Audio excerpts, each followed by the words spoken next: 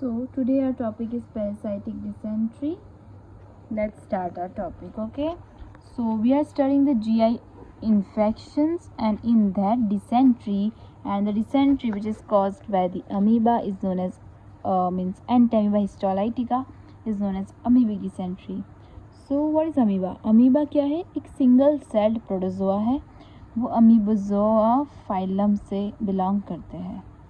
Single celled protozoa.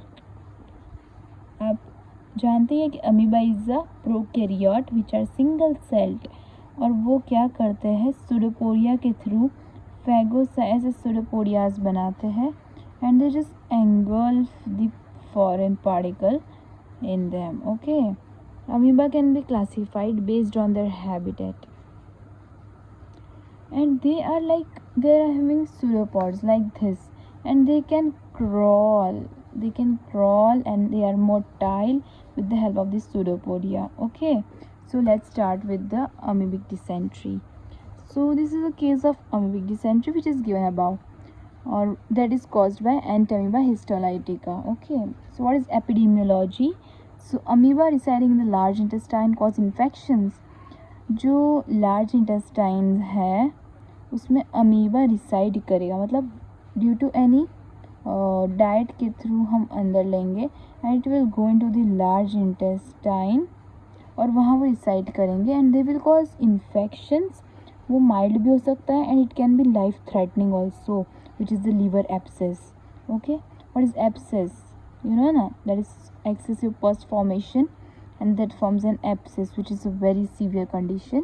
Infections in 90% of patients are asymptomatic, मतलब infection हो चुका है बट कुछ टाइम तक तो नो सिम्टम्स, तो पेशेंट को पता ही नहीं चलेगा कि he is suffering from a disease, and then the symptoms are not present, so the disease will progress very fast and that will cause severe condition. Okay, E.HISTOLYTICA is distributed worldwide, but tropical and subtropical areas में it is most common. Okay, then the infections are commonly seen in areas with poor sanitation and contaminated water supply. Why? Because the area where they grow very fast is this. It is the best suited area for all parasites. Best suited area. Then what is the agent? So AnanthNarayan histolytica, that is the agent, first one. So morphology, the parasite exists in 3 morphological forms. जो parasite है Entamoeba वो 3 form में होगा. सबसे पहला इसका stage जो आएगा वो ट्रोफोजोइट है, उसके बाद precystic stage and then cyst. हम ये पूरा समझ लेंगे, उसके बाद दिस साइकिल विल बी एकदम क्लियर हो जाएगी. You can write anything. अगर आपको जैसा भी क्वेश्चन पूछा जाए एग्ज़ाम में, you will be able to describe it very easily. Okay, so trophozoite the first morphological form है. ये एक मोटाइल फॉर्म है हिस्टोलाइटिका. जैसे वो इंजेस्ट हुआ तो वो फूड के साथ इंजेस्ट हुआ, वो गया स्टमक में और वहाँ से जाएगा इंटेस्टाइन में. स्टमक में वो रह नहीं पाएगा क्योंकि वहाँ का एसिडिक एनवायरनमेंट है, वहाँ वो सर्वाइव नहीं कर पाएगा, वो फॉरेन से चला जाएगा इंटेस्टाइन में. Okay, let's read. Motile form, it is 26 micrometre in diameter with vacuoles and a nucleus with a characteristic central nucleolus. तो हम इसका स्टेज बना रहे हैं. तो ये मोटाइल फॉर्म है और उसका डायमीटर भी अच्छा खासा बड़ा है और उसमें एक न्यूक्लियस है और उसके अंदर nucleolus is also present. The outer layer of cytoplasm is called ectoplasm. Inner layer of cytoplasm or endoplasm may contain ingested erythrocytes. इसमें ये मेन इसका माइक्रोस्कोपिक फीचर है that it may contain erythrocyte, RBCs, WBCs and debris.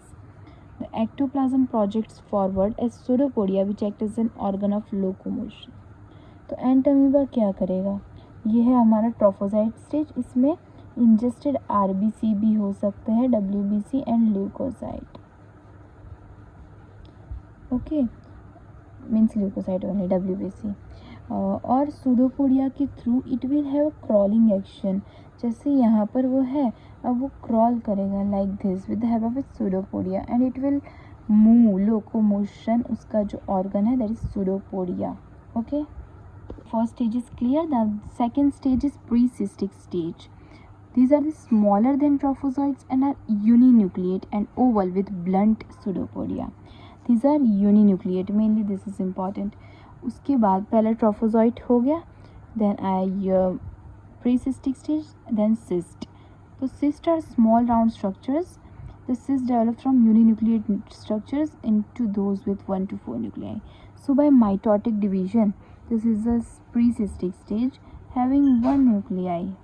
Now by mitotic division it will divide into 2 nuclei, multinucleate. Then second mitotic division it will divide into quadrinucleate. So this is the cystic stage, okay, and this is pre-cystic stage. Then the cytoplasm contains round chromatid bars. So the chromatid bars are like cigar, like they are present within the cytoplasm, and they can be curved dumbbell like also. Life cycle of E. histolytica. So it requires only one host for its life cycle. The cyst contains means soil and water bodies, उसको भी cyst contaminate कर देगी, और it can be transmitted mechanically by flies and cockroaches or by contamination of water sources. This is one point. Then the fertilizer, जो fertilizers होते हैं it contains human waste, और उसको जब दिया जाता है fields में to grow fruits and vegetables, तो वो डायरेक्टली उसको भी कंटामिनेट कर देगी. और जो सिस्ट है उसका एक्सिस्टेशन होता है, मतलब सिस्ट वॉल रिमूव होती है इन स्मॉल इंटेस्टाइन और क्वाड्रीन्यूक्लियर. सो जब भी सिस्ट वॉल का एक्सिस्टेशन होगा इन द स्मॉल इंटेस्टाइन, क्योंकि वहाँ अल्कलाइन मीडियम है, तो वॉल ब्रेक हो जाएगी, ये जो डबल वॉल है वो, and it will lead to 4 quadrinucleated trophozoite जो था वो रिलीज़ हो जाएगा, और उसको हम बोलेंगे मेटासिस्ट. और मेटासिस्ट स्मॉल इंटेस्टाइन से जाएगी लार्ज इंटेस्टाइन और मल्टीप्लाई करेगी, क्योंकि single trophozoite can not destroy, तो ये मल्टीप्लाई करके अपना नंबर बढ़ाएंगे and that will be easily able to destroy the person. The trophozoite attached to intestinal epithelial cells producing micro ulcerations. तो इससे अल्सरेटिव कोलाइटिस डेवलप होगा और इसमें अक्यूट अमीबिक डिसेंट्री के सिम्टम्स भी आएंगे, और इसको डिफ्रेंशिएट करना चाहिए बैसिलर डिसेंट्री से because symptoms are quite similar. Okay, so this was the life cycle. Let's go over here this cycle. So what first is the humans get infected. जब भी कोई पर्सन इंजेस्ट करेगा with the food contaminated or water, infections enter the body. So quadrinucleate cyst के form में person gets infected. फिर tetranucleate amoeba hatches out of each cyst.